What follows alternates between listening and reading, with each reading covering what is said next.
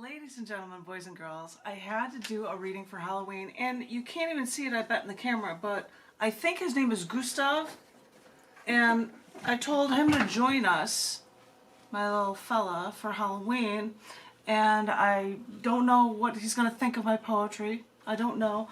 But, ladies and gentlemen, boys and girls, welcome to the reenactment of what used to be the Cafe Gallery reading series. When often there would be an open mic that would start at 7, and because poets have a penchant for being late, and we had to run from 7 until 9, I would start relatively on time by reading things from recent Scars Publications book releases. So, even though I am no longer running that open mic, and even though I am no longer in Chicago, and even though everything is in pandemic mode, I thought that I would wear Chicago-related things every week to read things for you. I'm borrowing my husband's Khalil Mack jersey. I know it wasn't the best week for the Bears, but we're no longer the first. We're no longer ahead of the Green Bay Packers, which was the coolest thing to be able to say for a while. But I thought I would try to get a chance to share some poetry with you from the most recent Janet Kuypers book from Scars Publications, and is from the book Every Event of the Year. This is volume 2, July through December. And the fascinating thing about this thing is that you have poetry that goes from one event to the next, which means you might have something about Lent, and then right afterward it'll be on Atheist Pride Day. So there are so many different things as you turn the page from one thing to the next. So I thought that I would share with you things from the latter days in October that totally seemed fitting. I thought you might appreciate that. I hoped. Only a girl could hope. This first poem that I was going to read for you is for October 20th, which is the National Day of Writing. And the poem I've got for you in this book, bookmarked by my I've passed my COVID-19 screening test bookmark, is a poem that is titled Burned into These Nightmares with a Pen.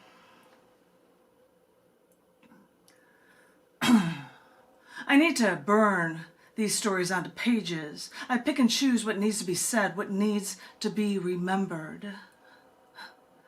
When I looked around me and I wrote, I burned into these nightmares with a pen. And yes, I have this recorded. I have all of this recorded. What did you think I was doing when I was stuffing handwritten notes into my pockets or typing long hours into the night? I was sitting in a computer lab, slamming my hands, my fingers against that keyboard because there were too many atrocities in the world, too many injustices that I had witnessed, and I had a lot of work to do. There had to be a record of what you had done. You want to know why I do the things I do?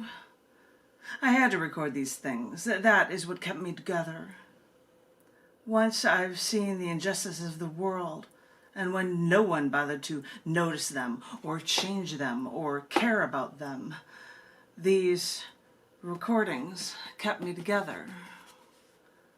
I need to record these things to remind myself of where I came from. I need to record these things to remind myself that there are things to value and things to hate.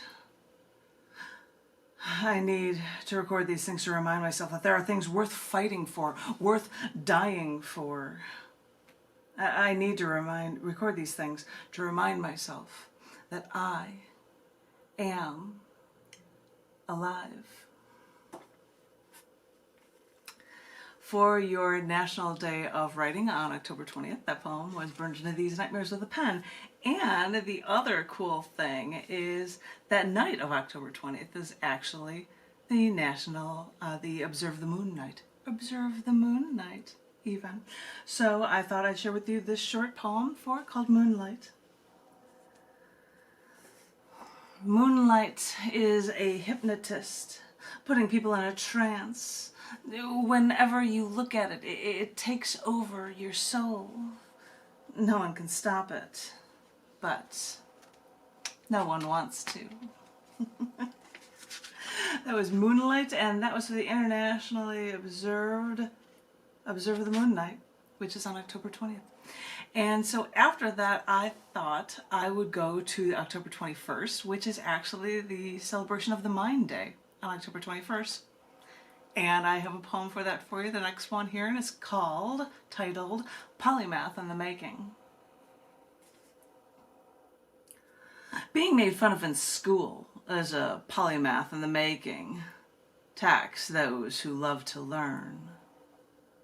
It's sad the less intelligent would rather bring you down instead of building themselves up. What a glorious world can be when we combine math with puzzles, games, and magic. So we can truly learn everything is mathematically interlocked and everything is beautiful. I just met up with my engineering science friend, the one who plays the guitar and shares songs about the bliss point in processed foods. So that we want to eat more and more, because to some, science can seem scary, but to some, science can seem so exciting, and it becomes more fun to combine math with these games that seem like diversions, until you realize that in all this fun, you're actually learning too, math and science, and isn't it beautiful? It's so true. It's so incredibly true. I hope everybody is staying safe in these times, and this is a reading like I would do at the beginning of my open mic, The Cafe Gallery.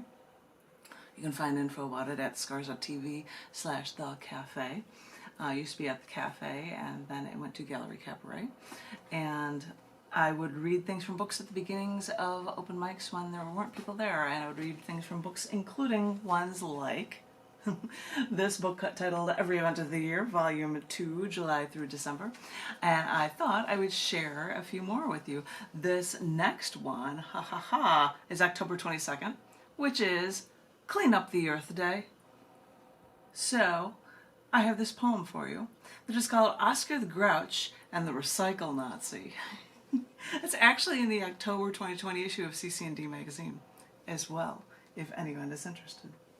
Anyway, you can find that online at scars.tv as well. But this is called Oscar the Grouch and the Recycle Nazi. Whenever I would walk down the streets in Chicago, or even when we would drive down those city streets, I'd see litters scattered along those roads. Everything from plastic bags to water bottles to soda cans to liquor bottles, or even plastic cups from fast food joints. Like the packaging was just as useless as frivolous as the fast food itself. So why wouldn't they bother to think or even act about throwing away their own trash? And we Americans think we're above all this trash, and inside we're disgusted by the mess we see, and we shake our heads with disdain, and then we do nothing about it. So I contend that if we don't like it and just pass it every day and do nothing about it, then in a way we are as at fault as the ones who made this mess dirtying the earth. So now, whenever I would walk to my husband's office to visit him, I would bring a plastic bag so that as I walked I could pick up recyclable trash and recycle it all when I got home. He made fun of me for doing this, but if I don't like the trash by the street and I do nothing about it when I literally walk right past it, well, then I have to ask if that makes me any better. And my husband would later say that he wasn't making fun of me, but underlyingly he was a bit jealous of the fact that I chose to do this. But then it comes to the point where he wonders if I'm the recycle Nazi, because I won't recycle only when I'm walking down the street, because if I see a smashed aluminum can in a parking lot, I'll want to pick it up and place it in my car's recycle bag. And of course it's dirty, of course it seems improper, but it's more improper for this mess to be left in the first place. And when did we learn to love trash so much? We're now Oscar the Grouch on Sesame Street, where everyone else talks about trying to get along, and us, we've just gotten so used to the filth that we can't even remember it any other way. But there is another way. I know people who made greenhouses out of plastic water bottles, to reduce, reuse, recycle. When we became the recycle Nazis, made fun of for doing the right thing. Sure, let them pick on us. That's usually what happens when we're doing something right. I think I found John's glasses here too. Oh, that's funny. I could be wearing his clothes and his glasses. I wonder if I could. There was an open mic here in Austin. Tom, the Between Worlds poet, originally from Australia, and he would sit there and he would bring like 18 pairs of glasses with him. And I would put them on, like, how do I look? How do I look? And I'd always put them at the bridge of my nose because I can't see through them, right? So I'm going to see if I'm going to try. See if I can pull off wearing this one. I had said that the Clean Up Your Earth Day was on the 22nd. I'm going to skip all the way to the 28th. We're going to get ahead in this cycle here because on the 28th is the separation of Church and State Day, which is why I'm going to read with you this poem. This is also in the 1020 issue of CCND magazine, a brand new issue release. You can check it out at Scars.tv/CCD. But it's called Keep Religion Out of Politics. Thomas Jefferson and James Madison may have contended that it's better when religion is kept out of politics. But when I see in England and Europe how religion is so much less a slated institution for their people, I'm forced to wonder about our own country's history and sordid past with religion to put all the pieces properly into place. Many immigrants came to the States searching for religious freedom, though Jefferson may have understood all too well that freedom of religion could also mean freedom from religion. So let's be clear. We can be tolerant of any religions, but the government can't impose religion on its citizens. It's that simple. So all those Supreme Court rulings allowed people the freedom to believe whatever religion they wanted to devise and embrace. But remember, the separation of church and state decisions came about precisely because people didn't like local governments with religious monuments or schools imposing Bible readings in class. So, no. While it may seem the United States is actually surprisingly religious at times, we still have to make it a law that there are some religious lines you just can't cross. This country's founding rests on people having the freedom to believe in whatever they want, from the logical to the preposterous. So, on days like today, or any day, we should just remember to be grateful that we live where we can have the right to choose. Oh, ladies and gentlemen, boys and girls, I told you this was weird. And it's weird putting on my husband's glasses because I've got on his Cleo Mack shirt. Go Bears. Anyway, I wanted to share poems with you guys. I hope you were enjoying them. And I have just a few more that I think I wanted to read for you. Maybe 3 to 5 more. We'll see what we can do for you. This next one I wanted to read for you is actually on the 27th, and it was for Sylvia Plath's birthday, which was October 27th of 1932. And this poem for that is called Enticing Whirling Darkness. This tightrope balancing act. No one sees this potential pain when enticing, whirling darkness seems a blissful, eternal oblivion. People do not sense the danger, patiently waiting with open arms. My hours are married to shadow, so poems somehow lift burdens until I finally find my home, under a house or even in an oven, while owls' talons clench my heart, where despair is there, always listening to my unanswered cry.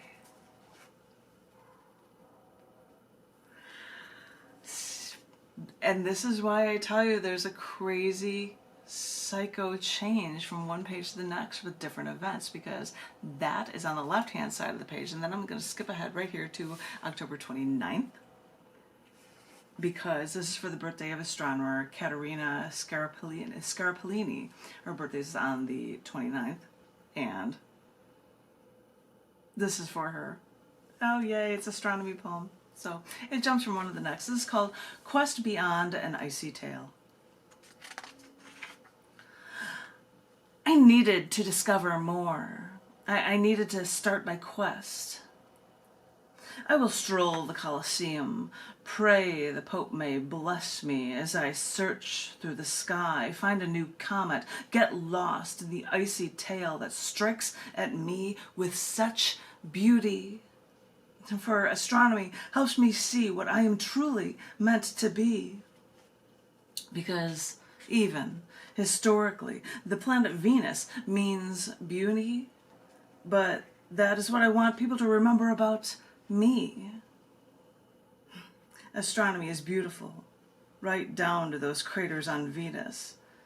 And even if no human could ever touch or walk on these, the knowledge, the understanding is beautiful and what we need.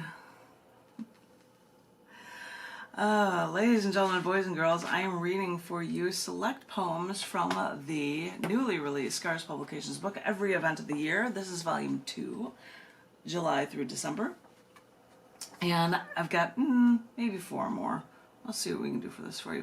And I've got on my husband's reading glasses because I've got on his Khalil Mack jersey.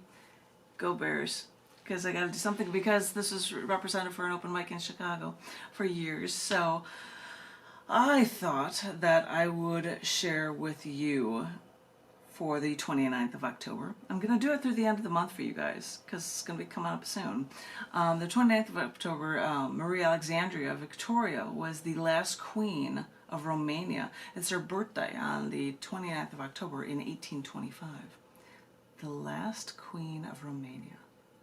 So, I wrote this poem to share with you, and it's called Veins Burn Blue with Greatness.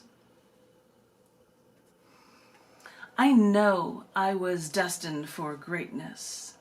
I knew royalty coursed through these blue veins. My strength was great, and even when the royal family wanted me to marry my cousin, my own cousin, I refused the proposal. I don't care if he would be the future King George V. You see, that's what family does, and that's what royalty does. They choose your life for you, which is why I was bound to crown Prince Ferdinand of Romania. If they think they can make all of my choices for me, then just try. For what they don't understand is that I am the one with the power. I will wield true influence over my weak-minded husband even before I stepped into my throne. I am the one who made crucial decisions during World War I that gained us more land and power, all while my loyal subjects still adored me. I did all this while writing stories and books to share and they actually shocked the royal family, which may be why my subjects still revered me, even as a model patriot. For you see, even when books, those who think they knew better, would try to hold you back, when you know you are destined for greatness, you can defy them, and you can still win.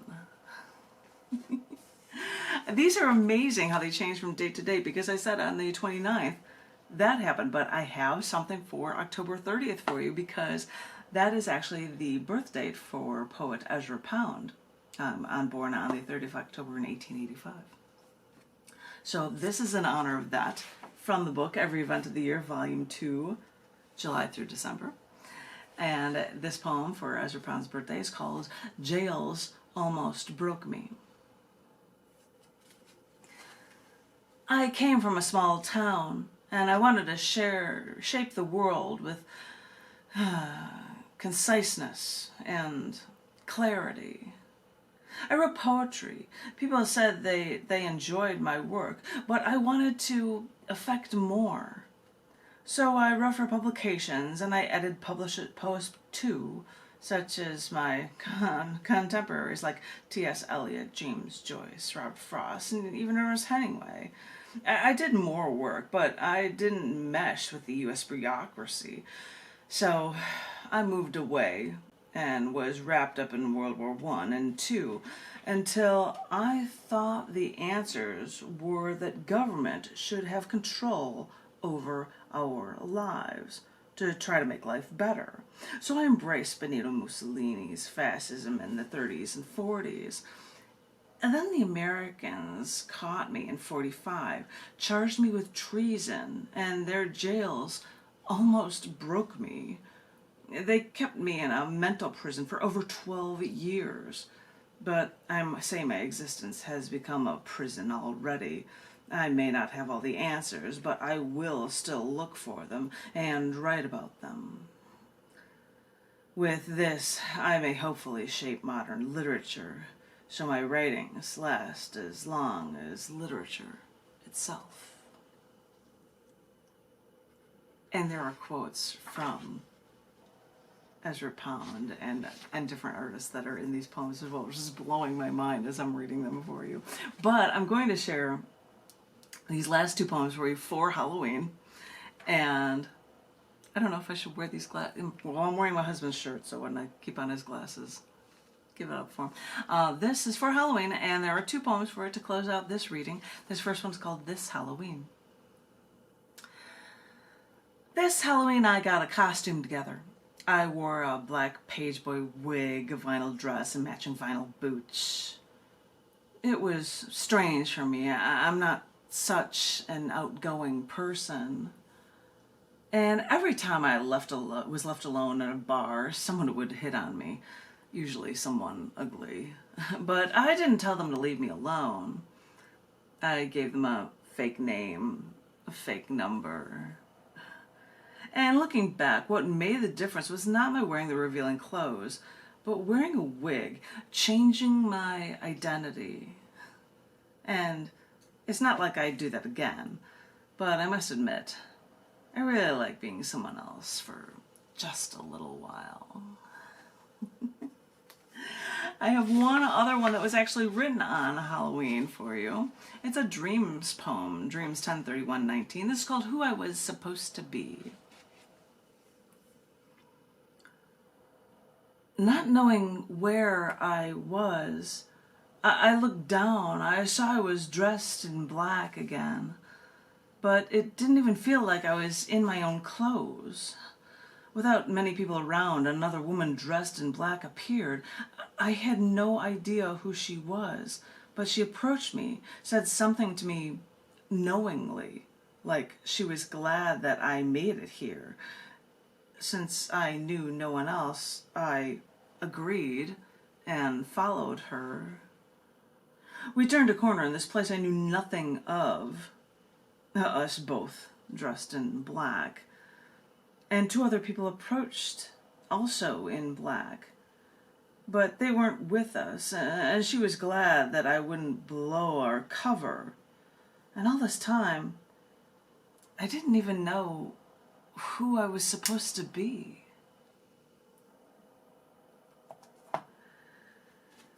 Ladies and gentlemen, boys and girls, the funny thing about closing with that poem is because back in the day, this open mic, the second host of it was Charlie Newman. The first one was David Rubin.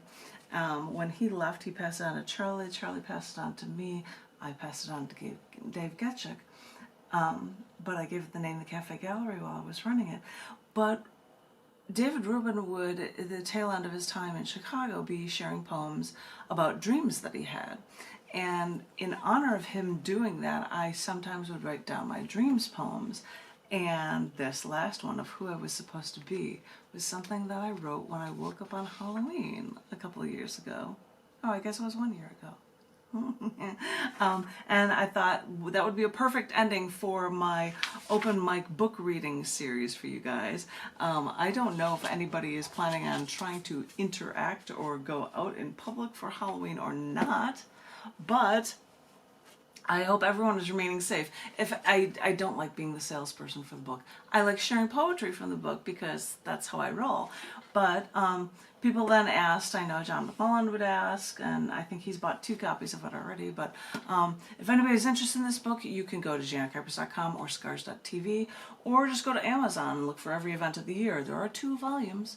Volume 1, January through June, and Volume 2, this little beast right here, July through December. And it has a strange and intoxicating variety of poems for all of the different crazy holidays and events and weird things that have happened during the calendar year.